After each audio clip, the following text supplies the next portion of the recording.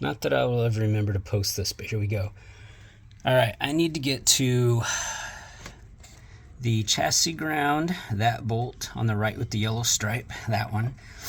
That is the ground for the battery cutoff switch, which I'm replacing. Needed to get to that. By the way, the ones on the other side are right there. You can see the two yellow lines right there. Anyway, to get to them, you got to pull off your wipers first. Pop off the cap with some kind of small screwdriver, blade, or something. Make sure you don't scratch anything. Pop off the cap. 13 millimeter nuts on the big ones. Pull them off. Pull out the washer. Mark the post. I used a black Sharpie, and then I marked the wiper with a silver Sharpie, so I know exactly where they line back up when I put them back on.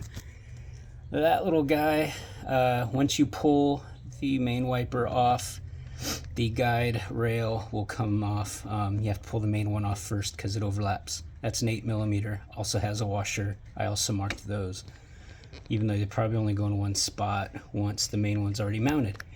Once you undo that, you go around and you take off all of these Allen bolts here. You will have to loosen them all up. You'll have to pull off this rubber trim to get to the ones behind.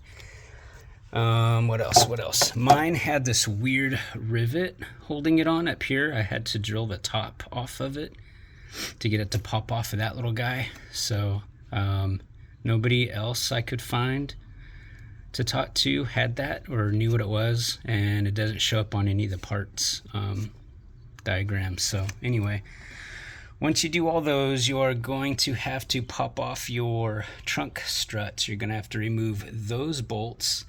Before I loosened them and took them off, I drew an outline around the mount. Unfortunately, it means I had to draw on the under windscreen tray, I believe it's called, but I don't care. I wanted them to line up in the right spot. I didn't want to mess that up. So I outlined those. I'd show you, but it's too far away. So I made an outline and then I removed them. Those bolts and that bracket have to come up because the tray sandwiched in between.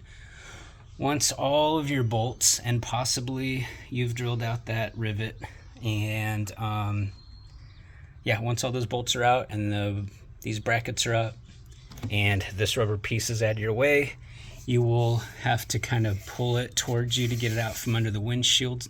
It goes under the seal and it should lift right on out. Once it's lifted out, I'd recommend putting these guys back in and snapping your struts back on to hold it. Otherwise, it's going to be on your head the whole time. So these guys had a wire that went around. You'll see a loop on the bottom. If you lift the loop up, you'll see the whole wire kind of slides up, and you can pivot that wire around, and then the wire lifts up from where it goes into a hole. It's really hard to explain, and I probably should have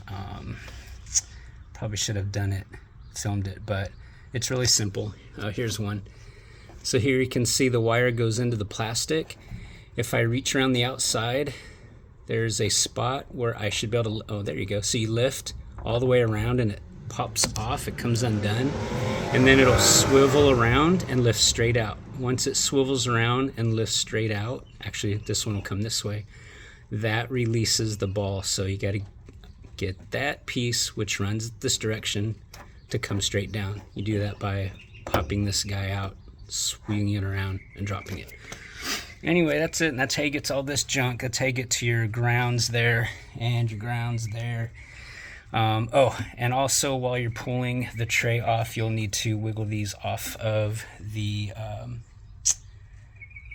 well, you'll see when you get there. Small holes, I guess they're probably drains, and that should be it.